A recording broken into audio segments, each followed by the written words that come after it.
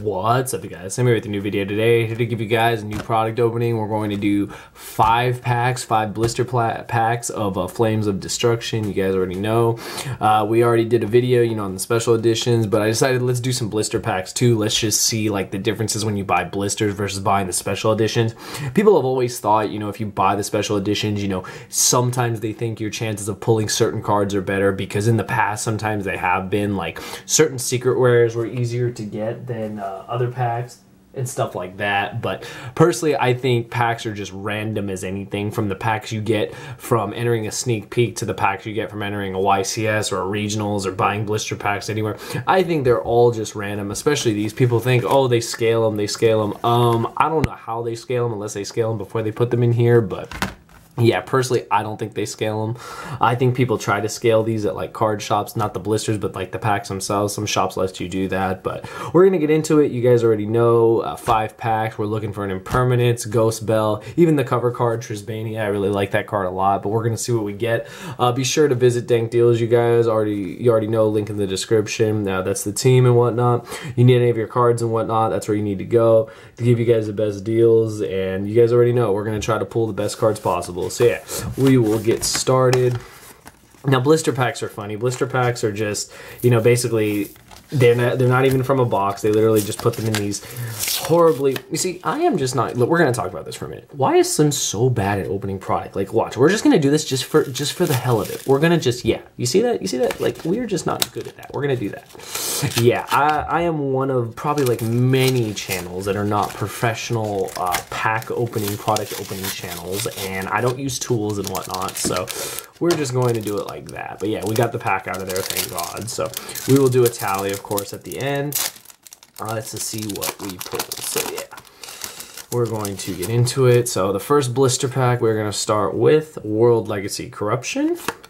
We got the Element Saber Malo, which is the fire one. If you guys remember the Flames of Destruction, the special edition, we pulled the water and the light one. So there's another element. We got the Tindangle Trinity. I'm sorry, that name just always just makes me laugh. Tindangle, like, what were they thinking besides like the for hire cards? And there we go. We got an Element Saber, what is it? Lapoya or whatever. Once per turn, when a spell or trap is activated, you can send one Element Saber from your hand to the graveyard and negate the action if you do destroy it. Once per turn of this card in the graveyard, you can declare one attribute. This card in the graveyard becomes an attribute at the end of the turn. I mean, I guess, like, it's kind of cool that you can just, you know, discard this. Yeah, I mean, it's directly for Element Sabers, but yeah, it's kind of cool that you can negate stuff. We got a Nightmare Mermaid, that's cool. Mermaid is like necessary, like you just don't want to get Ibly locked, so yeah. And then Trickstar Bloom, the Insector Link that we're never going to see people play, Vandred Daybreak, and why is there a card called Staring Contest? I said that in the last video, but why is there a card called Staring Contest? It's so weird, but yeah, we'll keep a tally of what we pull. I'm actually going to put Mermaid with it, because I think Mermaid is actually a decent rare to pull, considering, you know, of all the other rares there are, because there are some pretty bad ones. But yeah, we're going to go with pack 2, and we're going to watch Slim fail horribly. We're going to do exactly what we did last time, just so we can get the pack. You'd be surprised, these blisters are sometimes hard to open. Like, sometimes they open really smooth, sometimes they do not. Also, word of advice, those of you that don't know, I actually have a little trash can next to me, because I try to keep things neat. If you guys want to open packs and whatnot, that's a little word of advice. Maybe just get a little trash can or get a bag to toss this stuff, because it makes an absolute mess. I don't know if you guys have opened product before, but man, does it make a mess. There's nothing like opening the tins, though, because those tins are just gigantic and take up so much space. At least with the packs, so you can at least throw this stuff away. But you should also get like a trash can, because you need to put all the like plastic crap that comes with it in there. So yeah, we got Vandred Nightmare. What is it? Altergeist, Kidolga. I don't think anyone uses this one. Of course, Tindangle. And then what do we get? A Wind-Up Zen Maintenance. So this is the Wind-Up link. I've actually been waiting to read this. So it takes 2 Wind-Up monsters. If this card is destroyed and sent to the graveyard, you can target 1 Wind-Up XYZ monster you control, attach this card to it as material. You can only use each. Oh, okay, that's kind of cool. So if we had, keyword, if we had Zen Mighty, we could literally do this. And it gets this effect. If this card is linked summon, you can add 1 wind-up card from your deck to your hand. That's very cool. I mean, that's a Stratos. You can banish 1 face of wind-up monster you control face down. Special summon 1 monster from your deck with the same name. Okay, that's not bad. Like, that's not terrible. They can just, you know, tutor out stuff, so it's not the worst. Then we got FA winners, like Doug even said. Again, I mentioned this last time, but with Ancient Fairy gone, I don't know if anyone's going to play FAs, but You know, shout out to anyone that tries. And then Proton. He's a level 1, 100 vanilla. Okay. And then we've got Chance Familiar, Gyro Invader, and another Vandred card. So yeah, so far, of course, we're going to pull supers. You guys saw, like, when I forgot the pack, I ended up pulling a Ghost Spell. That was kind of cool. Maybe we're not going to forget them this time because they're right in front of me, even though the other ones were too. I think I just forgot because there was like 9 packs versus 5. But yeah, we're going to see what we end up doing with these. I think it was cool we pulled a Ghost Spell. Yeah, like I said, don't make a mess. I keep throwing the stuff to the side, and I'm like, wait, my trash can is right here. So let's open this one. This is pack number 3. And we start with, was it 3 Trolling Trolls, Defrag Dragon, Called by the Grave, very good common to pull. And of course, there will be another red reboot. I can already see we got Mammoki, then red reboot. This card's actually just really good. I'm glad that this card is pretty easy to get, just because this is a card you're going to want regardless. Okay, here we go. The Sanctified Dark Lord. The reason I'm stopping is because you all know I love Dark Lords. Is this card any good? Send 1 Dark Lord monster from your hand or face it from the field to the graveyard. Negate the effects of 1 effect monster on the field to the end of this turn. And if you do, gain life points equal to the attack. You can only activate 1 the Sanctified Dark Lord per turn. I want this to be good, but I feel like the only Dark Lord I mean, honestly, maybe it's not that bad. I feel like if you send Superbia and then just bring it back, like, then it has some value, but it's not a counter trap. I wish it was. That'd be pretty cool.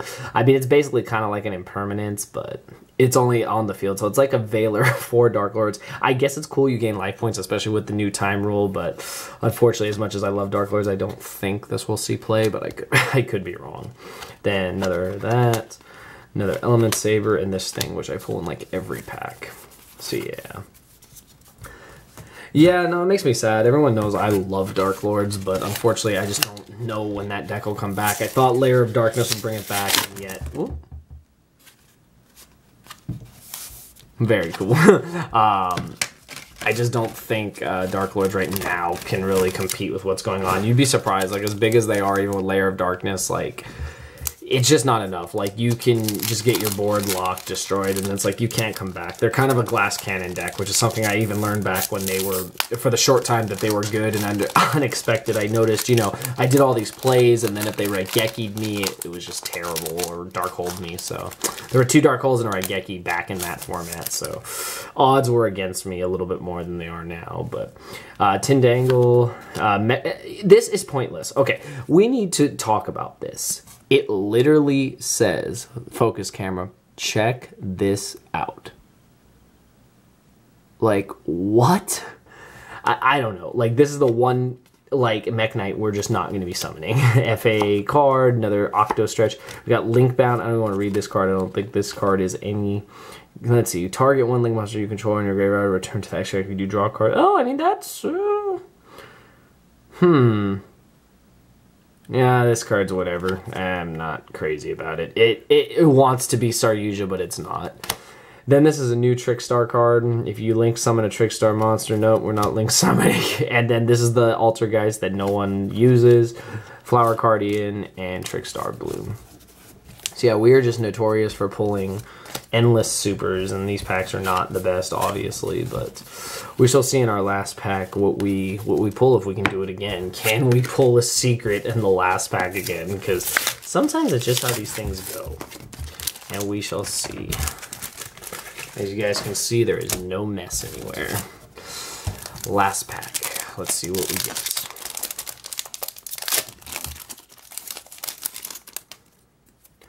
We're going to start with the Prompt Thorn thing, 3 Trolling Trolls, another Octo Stretch.